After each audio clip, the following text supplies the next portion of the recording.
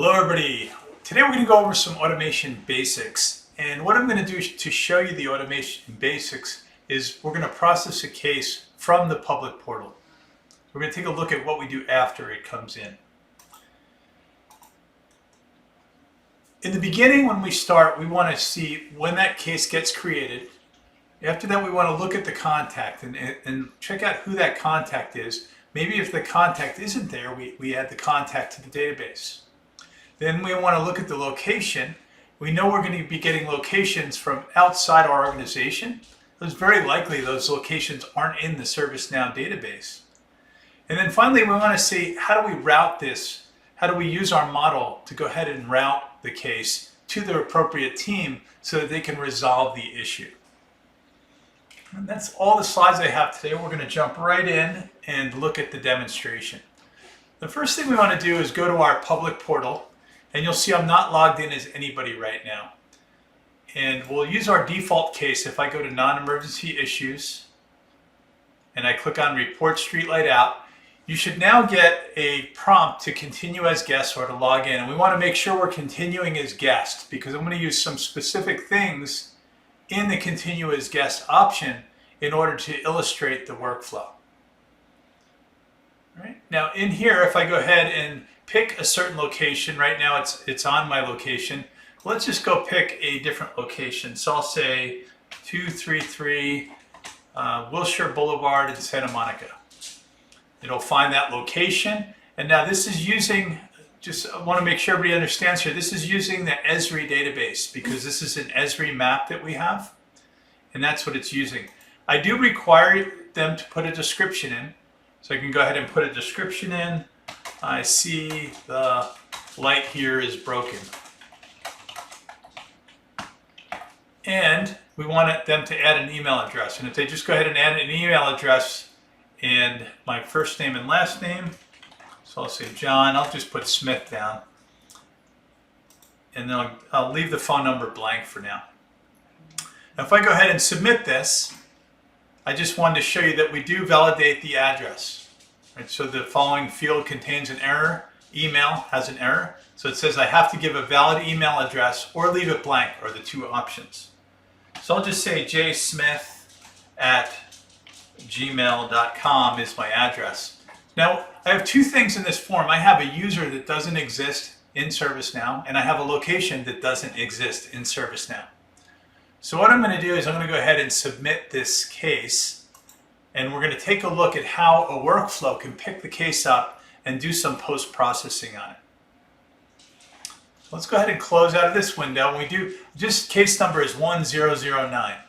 So if I hit the X out of this, you'll now see that I have two different screens up. I have one that has our flow designer on there, and then I have our README and configurations. So if you go down to configuration I'm walking you through right now, if you do go into the README on the GitHub repo, you'll be able to go process case from public portal. And it says go to your instance, log in as admin. That's what I did here. And then go to process automation flow designer and open the flow called process case from public portal. And that's this workflow here. And what we're going to do is we're going to take a note here that the trigger on this workflow is a new case. And the first thing you want to do when you define a workflow is tell it what trigger it is. So this is a case created. Any case created triggers this workflow. The next thing I want to do is I want to go down and see in this workflow, it says get the catalog items. So it's going to use report streetlight out, and it's going to be able to strip all of these different variables off of the record producer that came from the portal. So in here right now, this workflow has access to the consumer, if there was a consumer logged in, the email, which we put in there, and all that data is in there. Now, the first thing it's going to do is going to say, make sure it came in from a record producer. So this is looking it up in a table, the item produced record, and it's making sure that it came from that record producer. And the task is, it says here, case record. Right, so it's coming in from a case record. So it does know that it came in and it was produced by a record producer. Now the next thing I need to do is check if this came in and it's a guest user. And so what I do here is I do a check to make sure that I was logged in as public guest, which is that user that we created in an earlier exercise. From public guest, what I do is I go ahead and I make sure that the consumer record, does the consumer record have an email? So the email, so what I'm doing now is if the user is a guest and if they gave us an email address, go ahead and look up the consumer record by that email address. Now, if I find a consumer record, if we find a consumer record, then I'm going to update the case and I'm going to put that consumer record in the table. But what if I have that email address that came in and I did not find a consumer record? What I can do is I can tell the workflow, I can tell it to go ahead and create a consumer record, and I use the user's email. And then I do something special here. What I do here is I say if the first name is there, go ahead and use it. So I wrote a script in here. And if the first name is not there, then go ahead and use the email as the first name. Because we don't want to leave the name blank, the username blank. So that's what it's doing. It's creating a consumer record here if we did have an email and we didn't find the consumer exists in the table already. After it creates the consumer record, it's going to update the case record with that new consumer. Now, the behavior that this has is if somebody logs a problem with an email address like I did, and then they come back with that same email address next week or next year, we'll be able to put all those cases together by this consumer record that we created. Even though the user never logs in, we're still creating that consumer record for them based on the email address. Okay, so that's what it's going to do when we look up the consumer record and we do all those different pieces. So if they gave us the email address, we're going to do all those things, either create it or just match it to an existing consumer record. And again, this is only happening when the user is the guest user.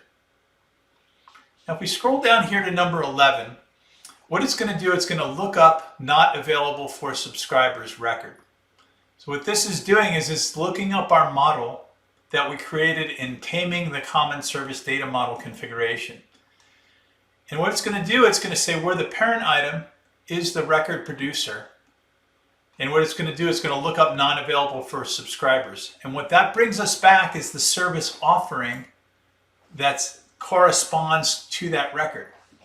So if I found the matching corresponding service offering, what I'm going to do is I'm going to update the case record. Now when I update the case record, this is our first example. We're actually using our service model to do something useful. In this case, we're using it to route the case. Now what I'm going to do is I'm going to first tell it that the service in that case record, the service is the one that it brought back. And the service offering is also the one that it found. So the service will be the parent of the offering. Because I found the matching offering, I could now walk up one and go to the parent and get the service as well. Also on the service offering, I could name the assignment group. Right now, not available for subscribers, it's looking for the support group on that ticket. So this is where the model becomes useful. If a lot of the models use that same support group, I can just go through, or if that same support group or the same one is all the way up to the service, we can continue to use that same support group all the way through. And we only define it in one place, and it can affect many different case types. And then the assigned to is another one. We can actually look and get the assigned to off of that record as well. And I'll show you where some of those exist at a later point. And so now that's where we update and we route the ticket to the appropriate team. Now the last one is we're looking at location. If the location is not blank, that means that we got a location from the map, because there's no way to pencil in a location. The only way to do it is to either do a search on the map, you drag your cursor to the location, or the third way would be that it finds your location based on where you logged in from. So if your browser has that location capability on it, it'll find it. Now, if the location is found, then what I'm going to do, actually first, I need to go ahead and get that location record, and I'm going to look up the name of the location that was passed from the Esri API. After I look up that record, I'm going to say, did I find that location in our existing ServiceNow database? If the location is found, then update the case record. If the location is not found, then I'm going to create a new location in the ServiceNow database, in our location table. After I create that location, I'm going to update the case record. So that's what we're doing in our workflow. What I want to do now is this will be activated. When you start this in your instance, it will automatically be activated. So you're not going to have to go in, and it says here that in the setup, don't do anything. Now that we've taken a brief look at the workflow, the other things I want to call out are up on top. So you'll see right now there is a deactivate button. This is already activated for you. You don't have to do anything to turn it on. It will automatically be activated in your instance when you go ahead and get started. The other thing we can look at is executions. If we go to executions, it'll take us to a list of recent executions. And you can see here the most recent one that was executed against this workflow is here. And what we can do is we can see what it did is it got the catalog items. Actually, it got the variables from the catalog item. Now, I did call out this is using report streetlight out as a template, but this will fire on any subsequent record producer that we create that has the same variables. If there's another record producer later, maybe report, I think we used an example of report a late student or report a campus problem for a student.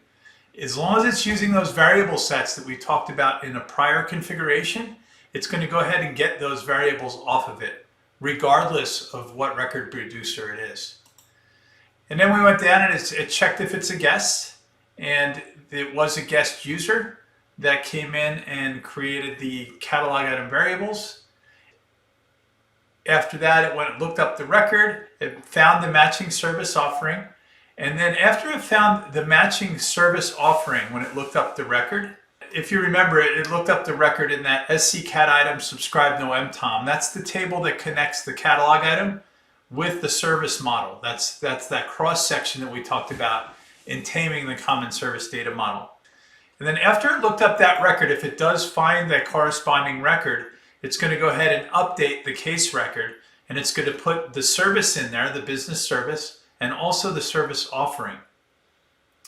So basically what you get when this comes through is it created a record for us, it created a case for us, and it also created the case for you. If I go into customer service, I go into all on my cases, you'll see that CS1009 has my short description. And I changed this view a little bit. So I changed consumer and I added location to my view so I could see all these. And it did relate it to the non-emergency issues service, which was the upper level service, and report streetlight out is the same as the catalog item name or the record producer name. Now you'll see right here the assignment group is empty. And the reason that is because I tried route it to the assignment group, but my service offering doesn't have an assignment group yet. If I click on report streetlight out, and if I want to try some new things inside of the workflow, I'm going to show you how to do that right now. If we look at our offering, this is our offering report streetlight out, and this is where it tells you which team is actually working on all of these different pieces. So we're in the SPM advanced view right now. Team that's working, we have the delivery manager, we do have the support group here. Let's pick a support group. Now once I tag the support group on this item, and let's just do billing support, for example. Once I tag that on the item, the workflow is going to pick that up from that point on. What I mean by that is, let's go back to our workflow real quick. And I'm going to go ahead and take this workflow here that we had in the beginning, and I'm going to rerun it. Just to double check on this, before I go ahead and rerun it, let's go to all my cases. And you'll notice right now I do not have an assignment group. But I did put an assignment group here on the service offering because that's what's controlling my routing. If I go back to my flow now, and I go ahead and say, let's go ahead and test this flow, basically rerun it. and I could bring up my case record. If you remember, it's that 1009 was our case record. Now I'm going to run this through the process again. If I go ahead and run the test, it'll give us a trace, and it'll show that trace just like we looked at before. We looked at the trace that did all that automation for us. But now after this is complete, I should go back to my record where there wasn't a support group. And now this test is finished. So now I should go back here, and by refreshing, I should see that there's now a support group in here. And you'll see now that it has billing support as our support group. Just to recap real quick, what we did is we created a case that really didn't have any intelligence in it, but then we automatically created this location. We automatically created the relationship to the service and the service offering, and we also automatically created the consumer called John Smith that we'll be able to go ahead and look at for subsequent cases. In the next sections, we're going to be talking more about adding new catalog items and creating new portfolios. We're getting towards the end now of the basic parts of the configuration. So now we want to go ahead and graduate up into that next level where we start actually building out the portfolio that leverage all of these configurations we've done. Thank you very much for joining me today. I look forward to showing you the next step.